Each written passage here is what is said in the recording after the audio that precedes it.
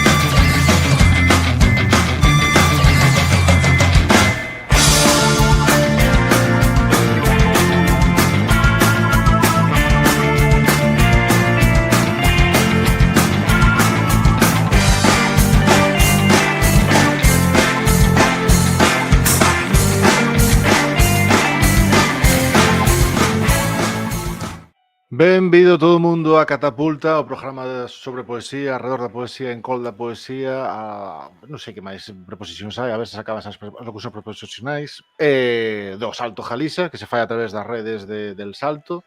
Eu son Samuel París, e hoxe aquí, a Jolpaso de Luns, temos o honor e o prazer de contar con Silvia Pena. Silvia, benvida. Hola, que tal? Que tal? Tardes, Como vai? Que estaba poñendo ahora o fío musical que sempre poño de fondo, e claro, acabo de botar esa fiada de que ti colaborastes, bueno, xa teño dito en moitos programas, a música que soa tanto na entrada como durante o programa tal, é de Camarada Nimoy, unha o extinto proxecto musical vigués flipantísimo que non me canso de recomendar a todo o mundo, e ti colaborastes no disco Alucinacións Acústicas, pode ser? Sí. Que tal? Sí, Como era un spoken word aí nun dos temas e tal, sí, porque, bueno, coñezo moito, non, a Paulo e a Pablo, e nada, Pablo tamén tocaba con nós en cinta adhesiva e tal, sabes, entón estábamos sempre así un pouco con trasvasamento así de persoal e comentáranme de facer esa colaboración e aí, bueno, animeime, fora guai, a verdade. No, super chula, super. Sí. Jo, porque aparte de un reto bastante grande que é un grupo instrumental como era a Cámara de Animoy, lanzar o paso de poñerlle voz, quero dicir que sempre había ese reto de dicir, bueno, pois a ver como empasta todo eso. Joder, unha cucada, tío, o teu tema, tío, está... Jo, como se chamaba, tío? Que estou agora... Bueno, non me acordo. Tío, como se chama o tema que tiñas con eles? Non me acordo, que te parece? Bueno, porque non me acordo, claro. Teño un vinilo, como só teño para escoitar vinilos na aldea, cando vou de vez en cando escoito, e mira que odio escoitarme a min mesma, pero ese tema sí que o escoito, porque non sei, dame así nostalgia e tal. Ese está precioso. A luz teme o silencio, chamábase así. Exacto, a luz teme o silencio, sí, señor. Como era, sí, a luz teme o silencio. Claro, é algo que che... Bueno, Silvia Penas, a xente que está aquí agora mesmo, todo o mundo che conoce, porque todo o mundo viu Silvia Penas, e ven a ver o que nos queres dicir. Pero para quen non anda un poquinho despistado, poeta, performer, creadora artística... cales destas definicións a día de hoxe, a 17 de marzo de 2025, te sintes máis cómoda? Poeta, porque realmente todo o traballo que fago sempre parte do texto, sabes? E tampouco creo que bueno, que con todas as expresións que parten da poesía e que se poñen sobre un palco, hai creo que moita confusión con este asunto, non? É como se non fose poesía, porque está xa na voz falada, tal, non, hai aí como unha especie de confusión extraña que eu creo que realmente non hai moito que debater, quero dicir, non é unha oralidade primaria na que eu vou ou eu ou ti ou quen o faga, non vai improvisando versos e hai aí unha oralidade, non, parte dun texto escrito e, polo tanto, pois ao final a base, non, é esa, é a poesía escrita neste caso. Total, pero que logo además a outros ámbitos, non? Eu, por exemplo, pois fixe moitos traballos así de interdisciplinas, e que non quero dicir interdisciplinar porque é supermoderno, todo o mundo usa, pero así de... Pero creo que defines perfecto, claro, sí. Claro. E, bueno, porque me interesou sempre, porque sempre me gustou traballar en colectivo, non me gusta tanto o traballo soa. Entón... É unha cosa que che quero preguntar, non? O tema de... Hai moitísimos proxectos nos que estás con máis xente, sobre todo no ámbito das escénicas, pero tamén na arte da escrita, quero dicir que é quizás menos habitual, a mellor que na parte musical ou de escénicas. Por que esa querencia, digamos, polo colectivo? Por crear en común ou porque necesitas un apoio para chegar a outros sitios? Porque a suma é máis que suma e multiplicación? Como é o... Mira, pois por todas e principalmente porque son unha vaga. Entón, quedo contigo a facer algo, pola vergonza que me dá, fago, e se non me fago. No, pero é unha das cuestións é esa, non? Que eu sei como me comprometo aí con alguén e tal, pois tiro para diante máis, non? Pero por outro lado, porque é onde realmente descubro moitísimas cousas, sabes? Nesa posta en común. Descubro moitísimas máis que eu soa. Pero sen dúbida. O que pasa que, claro, tamén teño feito traballos moi introspectivos porque o mellor o require o momento ou a propia temática do que quero falar ou a cuestión, non? Pero, en verdade, interésame moito máis o traballo en conxunto, en colectivo. Paréceme que sempre achega moitísimo máis coñecemento, máis puntos de vista, que, jolín, o público sempre é múltiple. Por que non ha de ser a creación múltiple? A creación tamén. Que cambios ou que adaptas, digamos, dun proxecto colectivo a uno que estás ti soa? Aí tamén entendo que tamén hai a parte que depende do proxecto en sí, da persoa ou persoas que te acompañas, pero cambias tamén a hora de propoñer ou justache, digamos, ainda que sean proxectos colectivos, liderar o camiño? Tes moi claro por onde ten que ir ou eres máis permeable? Como funciona? Depende. A ver, teño feito algúns, fixen algún, por exemplo, así vou a casos concretos porque senón perdome na abstracción, pero non. Fixen algún traballo, por exemplo, sobre o ano de 1993 de Saramago, que se chamaba Unha muller aínda non parou o máis longo xemido da historia do mundo, porque é un verso de Saramago, non é que eu lle puxese ese título tan xeitoso. Aí traballei pois con percusionista e máis con guitarra eléctrica, bases musicais, vídeo e todo iso, pero xa tiña eu todo, sabes? O sea, funllas os compañeiros a dicirlles, mira, teño isto, imos facer así, sabes? Todo como super guionizado. Pero porque foi unha cuestión máis ou menos de encarga de traballar sobre ese libro e tal, entón asumín eu un pouco ese labor. Pero en xeral non, gústame traballar máis de forma máis permeable. Por exemplo, con María Roja, a performer e actriz María Roja, teño feito algúns traballos. Moitas veces imos como en branco, estamos ali, sabes? Realmente cun traballo colectivo total dende o principio ao fin, sabes? Como todo o tempo van xurdindo cuestións, ensaio-erro. E en xeral funcionamos máis así, ou con Samuel Merino tamén, sabes? Quedamos e tal, e estamos un pouco... Ao mellor temos así un punto de partida, e aí imos tirando do fío e adaptámonos. Que Samuel, cando pasou por aquí xa hai uns meses, pasara por aquí, cando me preguntaba, en plan, bueno, referentes que tes ou cando iniciaches e tal, a primeira que dixo foi a Silvia, e resulta que, xa ten colaborado contigo en diferentes proxectos, e este día 21, Día da Poesía, estades presentando isto, non? Contame un poquinho sobre Derrota Raposa. Pois mira, presentámolo o 20, porque o 21 Ah, 20, vale. Parece ser que no Porriño os venres non funcionan ben as cousas, e nos dixemos mellor, porque así se nos chaman para outro bolo o 21, témolo libre. Entón, pois, puxemos o 20 e imos estrear esta, como lle chamo, este recital escénico, que, bueno, que parte un pouco de textos de algúns dos nosos últimos textos e tal, e vai un pouco arredor de cuestións que sempre nos interesaron a ambos, non? Porque como a partir dos nosos textos, pois que ten que ver, hai certa parte do enigmalismo, da identidade, de cuestións de xénero, bueno, así, eu tamén tampouco me gusta moito falar de temáticas no que se refire a poesía, porque todos os temas atravesan os textos e tal. E este, pois, é como un novo espectaculiño noso, que estamos aínda ensaiando, xa temos moi pechado, pero estamos aí cos últimos ensaios, espero que a xente lle guste. Por veces penso que é denso e por veces non, sabes? Teño aí, ata que o mostre, ata que sexa ese día, non vou saber. Si, hasta que teñas a mirada do outro como un espello, non? Que dixas, vale, vai por aquí. Jo, pensando un pouco nesa pregunta que naquel programa non lle facía a Samuel, non? De referentes con... Porque penso que todo o mundo, cando comezamos, os referentes son uns, gracias a que vas contactando, vas coñecendo outras cosas, van variando, pero esa Silvia Penas de 2005, non? Que ganaba o premio na Universidade de Vigo, cales eran eses referentes? De quen bebías daquela para... Porque penso que sí que hai un momento dese de arrincar que é como ter clarísimos esas voces, non? Que che rebotan na cabeza. Sí, a ver, hai tantas referentes agora mesmo, pero e daquela tamén. Pero eu daquela xa estaba nas redes Escarlata. Entón, pois, compartía, pois, eso, con Anxo Angueira, con Antón Lopo, con Chuspato, con Ferrín, claro, xente que, vamos, que para min era como super referente e que eu, por suposto, nin pensaba que podía facer algo semellante, nin moito menos, non? Pero sí que, por exemplo, Antón Lopo recitando foi un gran referente para min, e Anxo Angueira tamén, por suposto. Logo, sempre me gustou moito a poesía de Olga Novo,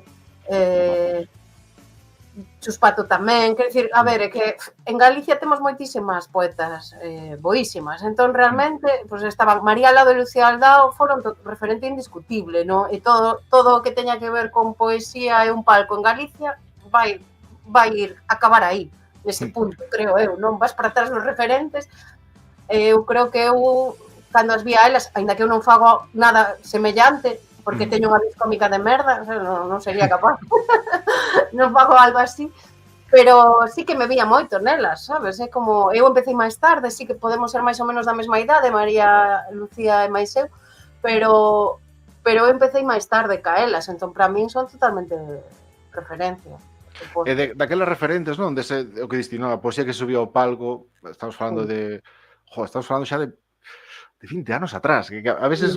Eu sigo estando moi desubicado no tempo. Eu estou moi bella. É que 2005 pareceme que era como fai nada, sabes? É como falar da actualidade e xa. Como vistes como a poesía levada á escena, digamos, como pensas que foi evoluindo cos anos? Notas algún tipo de evolución ou algunha marca, digamos, nese paso do tempo, desde o que se facía daquela o que se fai agora? Eu creo que daquela todo o que tiña que ver, non todo, non? Pero gran parte do que tiña que ver con facer un recital, subir a un palco e tal, tiña máis que ver con unha cuestión política, con manifestos, simposios, sabes? O que fose, sabes? Que tal, non? Que nos unía, non? Que realmente a literatura galega case se pode, a poesía, polo menos, case se pode falar máis que por xeracións, por colectivos de xente que se xuntaba para causas, porque realmente... Eu empecé un pouco así, nese eido, non? No eido dos movimentos sociais, etc. E creo que agora xa hai máis, estáse creando un pouco o que sería case unha escena da poesía escénica, vaya redundancia, sabes? Creo que tal eu cando comecei, pois, había, a verdade, pouca xente. Pois iso, estaba María Lucía, había algunha cousa que facía Esther Carrodeguas, estivera Antón Lopo anteriormente, con algunha perfo e tal, e pouco máis.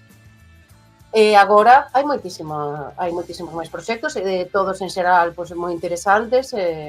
Creo que ademais somos pioneiras no Estado español, polo menos, porque eu cando vou por aí a festivais e tal, vexo que a verdade a calidade aquí é moi potente. É moi potente. E ves que vai acompañado de que, o sea, que tamén o resto de partes, digamos, do que sería o mundo poético escénico tamén está evoluindo na mesma dirección. Falo de público, falo de circuito de salas ou de sitios nos que se pode levar a cabo, ou pensas que a calidade creativa está vai a outro ritmo? Por outro lado, non, sí, desde logo vai por outro lado, porque é un rollo así como, non sei, que vai como a destempo. Eu creo que hai moitísima máis panorama creativo que panorama industrial, digamos. O sea, industria non hai directamente, non? Claro. Pero, é dicir, nós durante moito tempo con Cinta Adhesiva, non? Que era un proxecto poético, musical, pero que en realidade funciona un pouco como grupo, porque nós temos un repertorio, non? Tema tras tema tras tema. Tiñamos que dicir que era un grupo ou que era música, porque se dicíamos que era poesía, ninguén nos programaba, en salas xa non tal, sabes? Entón, era moi complicado. Agora empezando a entender un pouquinho máis, pero xa só establecer en cales son os lugares, os espazos, non? Que acollen iso, xa iso. Sí que a parte da música sí que che abre un circuito que é moito máis establecido, que é moi, o sea, quero dicir, sempre poño no caso, non? Unha persoa empeza con un proxecto musical solitario ou nunha banda, e sabe cales son os sitios os que ten que ir, sabes? Claro. Decir, está moi marcado onde tens que chamar, tal, ou falar con outras bandas para poder ir a acompañalas ou tal. En cambio, no mundo da poesía escénica parece unha cosa moito máis complexa, non? Porque decir, levar unha xente a unha sala de música que ten un público que xente que vai ver concertos é diferente. Os teatros, para certas propostas, son demasiado, sabes, demasiado... Non sei se un formato entendido como teatro, non? Ou a súa compañía e o seu tal... Claro, eu a verdade aí tiven sorte porque o meu compañeiro de Cinta Adhesiva, Jesús Andrés Tejada, foi músico de toda a vida e tocou moitísimas bandas. Entón, como que el buscou así eses primeiros bolos en salas e tal, que o mellor non eran esperables, non? Que houvese un proxecto de poesía, pero como en verdade sí que tiña unha componente musical bastante potente, pois a verdade é que fomos solucionando. Eu lembro de actuar en sitios que dicía eu, mi madriña, vanme tirar algo a cabeza. Soltándolle esa chapa e tal. E non, a verdade, nunca tiven esa experiencia. E se a tivese, diríacho, que non teño nome, cortaría nada, vamos. Pero non, sempre houve unha resposta moi positiva. Incluso en lugares que non... Falando en positivo, cal foi o sitio no que máis cómoda te sintes, por exemplo, levando a túa poesía a escena? O sea, xa dixo do recinto, do espacio. Do espazo. Ou, por exemplo, por non centralo así tan xenérico, unha actuación túa que recordes que dixas eso era, sabes? Pois mira, recordo dúas. Unha en Segovia, nun festival de poesía que se chama Panduro, que flipei, porque a xente pediu vísese todo ali co repertorio en galego e tal, sabes? Que había moitísima xente, era unha aldea con pouquísimas veciñas e viñera xente por todos os lados, sabes? Estaba cheo. E foi como brutal, porque además tampouco esperaba, non? Además fora un encontro moi guai, porque estaba Juan Carlos Mestre, que tamén son outro referente que sempre tiven aí. Entón, como que foi un momento moi especial para min coincidir ali con Juan Carlos Mestre e ademais ter esa acollida, sabes, que tal. E logo recordo outra actuación que non daba eu un duro por ela porque era nunha hora vermú e o día anterior saíramos todos ata moi tarde porque era dentro do... Que elegante che acaba de quedar. Saímos ata moi tarde, o problema foi a hora, seguramente. Claro, o problema foi o día seguinte. E tal... era dentro dun encontro de mulleres, un encontro que había de mulleres creadoras dentro do Festival de Teatro de Ourense, e recordo como un concerto especialmente fermoso, que o son era maravilloso, que o público estaba super entregado, tal. Lembro eses dous así. Jo, Silvia, porque, o sea, botando un ollo a tua biografía, ¿no? Que falamos desde ese inicio dos premios da Uni, tes feito, pero unha cantidade de cousas, pero que costa moitísimo, sabes, asilas, o sea, como, o sea, quero dicir, a hora de enfrontar proxectos, non? Como decides, o sea, como como escolles os proxectos nos que te dispós a traballar? Cal é o fío que dis, ou aí estás só nun ou convives con varios ao mesmo tempo de diferentes tipoloxías ou como é o tema? Claro, durante algún tempo escribía e tiña cinta adhesiva.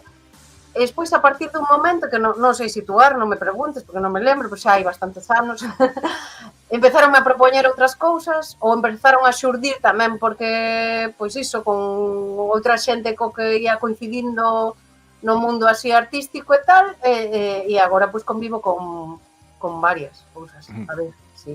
Ás veces con moitas, sí. E dentro deso, como é organizar algo tan creativo, quero dicir, porque sempre hai a cabeza tende a ir cara a un lado, polo menos a mí a nivel creativo costame moito, cando tes o foco nunha cousa, te vas encontrando con algunha pedriña, o alivio creativo a mí lévame a crear para outro proxecto. Non sei se ou como funciona aí. Sí, xa sei o que te refires. Sí, pois a min tamén me pasa un pouco iso. É como que me saturo, porque son moi obsesiva, entón estou cunha cousa aí e tal, entón que teña que facer outra, é como deixame un pouco de, sabes, sácame un pouco de obsesión con esa primeira, non?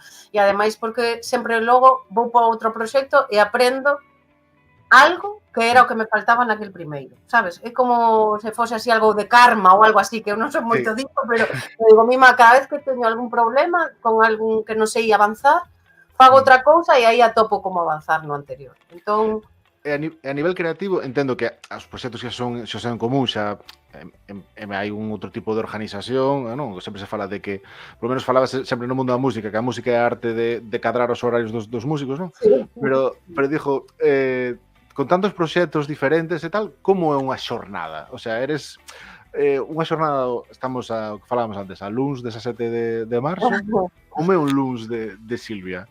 Pois mira, por exemplo, eres de primeira hora, eres de última, como é? Hoxe foi desde as 8 da mañá, 7, 8, pois xa facendo cousas, sabes, cadrando con Samuel ensaios, tal, porque esta semana estreamos, entón estamos a tope, temos máis bolos ademais deses, sabes, porque xa sabes que as poetas temos marzo, sabes, como un momento en que temos que aproveitar todos os bolos, entón hai moitísimas cousas. A ver, sí, está moi cheo o día, sobre todo paso moitísimo tempo memorizando, moitas horas memorizando o texto. Eso é mecanismo de tes algún xojas as mnemotécnicas, como é? Non, a verdade é que non, eu creo que xa lle collín un punto, agora pois resúltame como máis fácil. Teño como un ritmo interno moi marcado, cando son textos meus é fácil. Máis, fácil, boto as miñas horas, pero vaya, mínimamente fácil. Cando son textos de outras persoas, cústame máis porque simplemente non teñen esa cadencia que un ten xa de natural, entón é máis complicado, sabes? Con tantas obras, intervencións, traballos discográficos, a día de hoxe como é a túa relación coa túa obra xa realizada? Quero dicir, botas a mirada atrás e sintes que todo jarda unha relación, hai cousas que desbotas, cousas que, non sei, que che pesan porque dis, joder, aquelo que fixen era molame tanto e nunca chegei aquelo, ou que pode ser simplemente unha sensación, ou gustaríame volver a repetir aquel proceso. Como é a túa relación ca obra publicada? Bima, a ver, teño relación un pouco ambivalente, quero dicir, creo que sí que garda relación toda entre sí, creo que a maioría das persoas sempre estamos creando e escribindo e facendo sempre o mesmo, no fondo. Pois, sabes, se vexo a obra de outra xente, tamén vexo eses puntos. Sabes, como creo que é inevitable que esteamos sempre a voltas coas mesmas historias. Pero é certo que, claro, dunhas cousas estou máis orgullosas cada de outras e tamén o que máis me pesa é todo o que non fago. Sabes, teño un mogollón de pulsión de facer, e aínda que non... Sobre todo, que me costa moito escribir, escribo pouco, sabes? E iso creo que é o que máis me pesa, que me custa moito arrancar para escribir. Aínda que estea pensando nun libro constantemente e tal, cústame poñerme e facelo, levalo a cabo, sabes? Eso a que o achacas? Ao que é o día a día que che vai levando por outros camiños? Como teño moitas, sabes, diferentes frontes abertos, tal, sabes? É como que me disperso, estou acostumada a andar moi a tope, apurada, Entón, claro, a escrita require de outro tipo de calma e tal. Pero Sí, bueno, unha vez que son capaz de arrancar, entón aí podo tirar moito tempo escribindo, sabes? Aí tempo e tempo, pero é como que arrancar, sabes? En parar, facer ese momento de parar a vida un pouco, porque eu teño un fillo adolescente, entendes? Entón ando a tope todo o día. Ademais de coas miñas cousas, coas del, sabes? Ostras, Entón, claro. claro. Como equilibras a parte artística creadora con outras tarefas propias da tua profesión? Quero dicir, sempre hai eso de correo ben, que a un tipo de muros chamando un correo de vente a unha entrevista a través de videochamada. Eso levo fatal, de feito son a típica persoa, por exemplo, Samuel Merino é un hacha, contesta rapidísimo. Eu son a típica persoa que estás esperando, non vexo os mails, o teu cando me convidaches a isto non o vin, sabes, son moi despistada. Entón, bueno, iso mólame cando me escriben por teléfono porque entón sí que o fago rápido, sabes? Pero senón o que fago é normalmente así os venres, botar un ollo, sabes?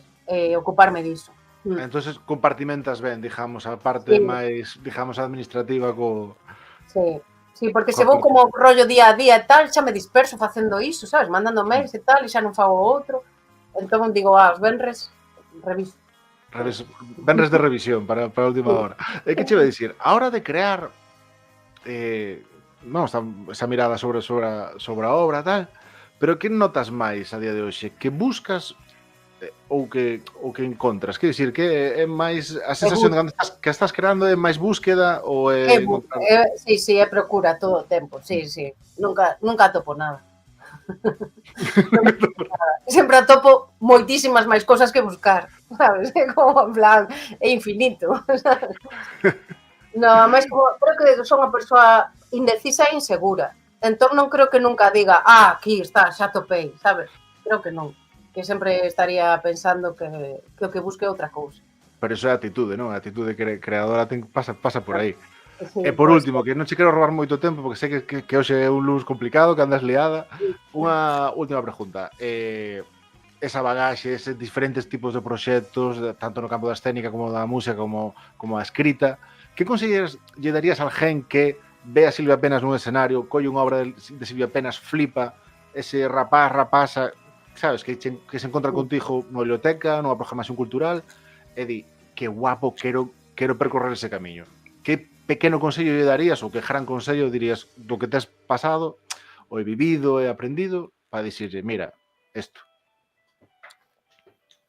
Pois creo que lle diría que non lle preocupe que faga o que queira sen preocuparlle do que fai o resto, que non lle preocupe que outras persoas cheguen antes. Ostras. Creo Que non cheguen antes. Que non lle preocupe que outras persoas cheguen antes. Non, eso creo que... Porque a presa, que é o mal destes tempos, creo que afecta tamén moito a toda esta cuestión da creación e tal. Total. Entón, a presa por chegar a algún lugar que non sabes moi ben o que é, porque logo chegas ali a algún sitio que pensabas que había algo e non había nada. Esa é unha... vou facer unha plaquiña e vou poñelo aquí detrás, tío. Non te dades presa por chegar a algún sitio que igual cando cheguedes aquelo é un descampado, sabes? Que pasa moitas veces. Claro, Silvia, moitísimas gracias por apuntarte a isto. Recomendo a xente, bueno, que vai á túa web para seguirte, nas diferentes redes tamén estás presente, que bota un vistazo é complicado seguirse, porque hai tantas cousas que a veces é complicado. Moi boa con redes, abarcalo todo. Nada, o dito, moitísimas gracias. Recordar a xente que eso, está empezas agora con Samuel Merino de Derrota Raposa. E nada, convidar ao resto da xente que, bueno, agradecer a xente polos comentarios polo programa. Hoxe foi así as carreiras, pero tamén ten que haber unha cousiña así, picadito. Claro, aí en plan... Picadito, que é lunes, que non podemos bajar... É lunes, vamos a estar aquí dando... Pero isto que... E nada, convidarvos a todos a suscribidevos ao Salto, din por aquí polo chat Altrinón, aquí dicimos tamén Altrinón. Espera, vamos a por aquí. Non sei se tiña por aquí. Non tiña. Sí, ben. Altrinón. Despois, convidarvos que nada, o seguinte programa xa será no mes de abril, ainda non sei cando, porque, bueno, a vida da poesía e a creación é así complicada, e a vida desta emenda, pois tamén un pouco así. Pero, bueno, anunciarás a través das redes do Salto, ou senón na newsletter que teño na miña web, aí, pois tamén vou anunciando cada canto. O dito, Silvia, moitísimas gracias e vémonos pronto. Grazas a ti, vémonos. Un saúdo, chao, chao. Chao.